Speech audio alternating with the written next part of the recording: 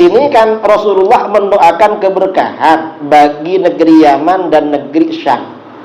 Yang membawa Islam pada bangsa kita, bangsa Melayu, ini orang-orang Arab Yaman.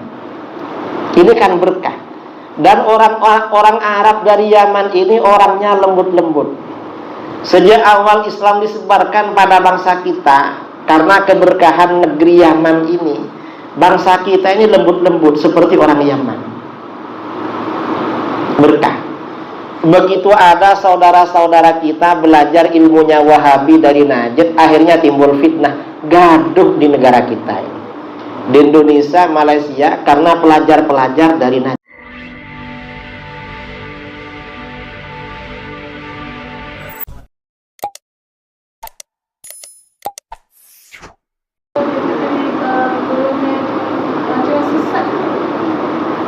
Wahabi ini termasuk golongan sesat dan menyesatkan. Mengapa sesat dan menyesatkan? Ajarannya itu merubah ajaran Al-Quran dan hadis. Yang tidak disyirikkan di dalam Al-Quran mereka katakan syirik. Yang tak sesat mereka katakan sesat. Makanya mereka dianggap kelompok ekstrim atau radikal. Berlebih-lebihan, macam orang membersihkan kaca sampai kacanya pecah. Membersihkan ini kan biasa-biasa aja gini, kan bersih. Wahabi ini radikal sampai pecah, maunya membersihkan tapi pecah kacanya, bukan bersih. Nah, dalilnya mana bahwa Wahabi ini aliran sesat? Wahabi ini munculnya dari negeri Najd. Najd itu sekarang yang menjadi ibu kota Saudi Arabia, Riyadh namanya. Nah, dalam hadis riwayat Imam Bukhari,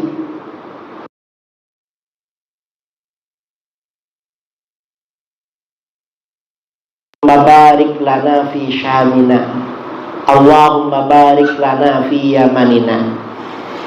Ya Allah, berikanlah keberkahan bagi kami di negeri Syam dan negeri Yaman. Rasulullah berdoa keberkahan bagi umat Islam di negeri Syam dan Yaman. Para sahabat minta kepada Rasulullah, wa fi najdina ya Rasulullah, doakan pula keberkahan bagi kami di negeri Najd. Ternyata Rasulullah berdoa lagi, Allahumma barik lana fi syamina, Allahumma barik lana fi yamanina. Ya Allah, berikan keberkahan bagi kami di negeri Syam dan negeri Yaman. Rasulullah tak mau mendoakan negeri Najd. Sahabat minta lagi, wa fi najdina ya Rasulullah, doakan pula keberkahan di negeri Najd. Karena orang Madinah, orang Mekah juga pergi ke Najd untuk berdagang, berniaga. Makanya minta keberkahan. Ternyata untuk ketiga kali Rasulullah tak mau mendoakan. Justru Rasulullah bersabda, hunakaz zalazilu wal fitan. Di Najd itu akan banyak terjadi kegoncangan, goncang secara agama, dan banyak fitnah-fitnah.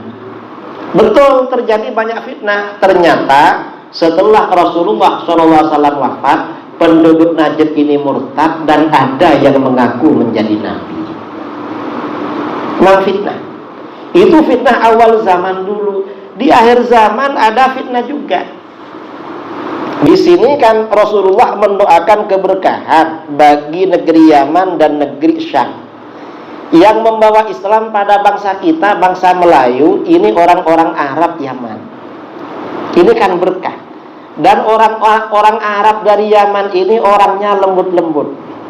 Sejak awal Islam disebarkan pada bangsa kita, karena keberkahan negeri Yaman ini, bangsa kita ini lembut-lembut seperti orang Yaman. Berkah.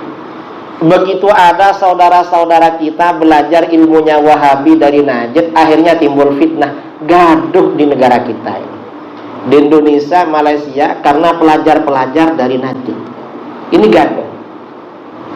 Kemudian dalam hadis itu dikatakan, wa biha yatlu al-qarnu syaitan. Dan di Najd ini akan muncul si tanduk setan. Siapa tanduk setan? Kata para ulama Mekah Al-Mukarramah, Al-Imam As-Sayyid Ahmad bin Zaini Dahlan, juga ulama sebelum beliau As-Sayyid Ahmad Al-Haddad, yang dimaksud tanduk setan ini adalah Wahabi. Mengapa Wahabi dibilang tanduk setan? Karena ajaran yang diajarkan oleh Wahabi sama dengan setan, cuma beda cara. Misalnya macam mana? Dari dulu ya, sholat malam, kalau sholat taraweh itu biasanya 23 rakaat awal-awal dulu. Dan orang sholat tahajud, sholat malam ada yang 12, ada yang 20, ada 40, 50, 100, 200, 300 rakaat, 500 ada. Setan ingin orang tak sholat malam, tak sholat taraweh, tak sholat tahajud. Tak payahlah, tak usah sholat tahajud, tidur aja. Nanti setelah sholat dapat 3 salam, 6 rakaat, dah cukup 6 rakaat, tak perlu tambah-tambah, dah cukup. Ini setan. Tapi kalau orang semangat tetap melanjutkan sholat. Kalau Wahabi bisa, Wahabi ini kan tanduk setan, lebih kuat daripada setan. Karena hewan itu kan yang kuat tanduknya. Hewan itu kalau bertengkar kan tanduknya untuk menyerang lawannya. Kalau Wahabi macam mana? Sholat malam paling banyak 11 rakaat. Lebih daripada 11 rakaat hukumnya haram. Nah, ini kan sama dengan setan. Cuma satunya jangan sholat, yang satunya lebih dari 11 haram. Atau misalnya, makanya disebut tanduk setan. Misalnya ya, lepas sholat. Kadang waktu sholat, setan dah cakap dalam hati, nanti lepas salam segera turun ya, tak payah zikir. Akhirnya mau turun, toleh-toleh. Karena kawannya tak ada yang turun, malu mau turun, ikut baca zikir. Jadi setan tak kuat. Karena dalam Al-Quran, inna kaidas syaitan kana dha'ifa. Tipu daya setan itu lemah. Wahabi datang. Apa kata Wahabi? Zikir berjamaah, suara nyaring lepas sholat bid'ah. Ada orang terkesan dengan Wahabi karena kawannya zikirnya nyaring berjamaah, marah dia, ini bid'ah, akhirnya turun. Kan sama dengan setan ajakan, cuma beda cara. Padahal tak bid'ah. Cuma ajakan Wahabi lebih kuat sebenarnya, lebih kuat.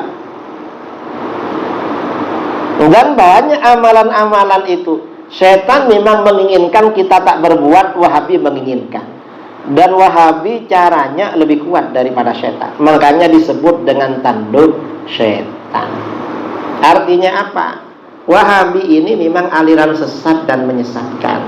Karena awal mula memang tumbuhnya dari Najd, negeri Najd. Karena negeri Najd ini tidak didoakan berkah, Rasulullah tidak mau mendoakan berkah buat negeri Najd. Maka sejak awal-awal Islam sampai menjelang munculnya Wahabi, di Najd ini tak pernah ada ulama populer. Tak pernah. Kita kalau buka kitab-kitab dulu, biografi para ulama, misalnya di Google atau di apa ya, sekarang kan kitab-kitab itu sudah berbentuk aplikasi, program di laptop, di komputer. Cari ulama yang negerinya An-Najdi, Najd, tak ada.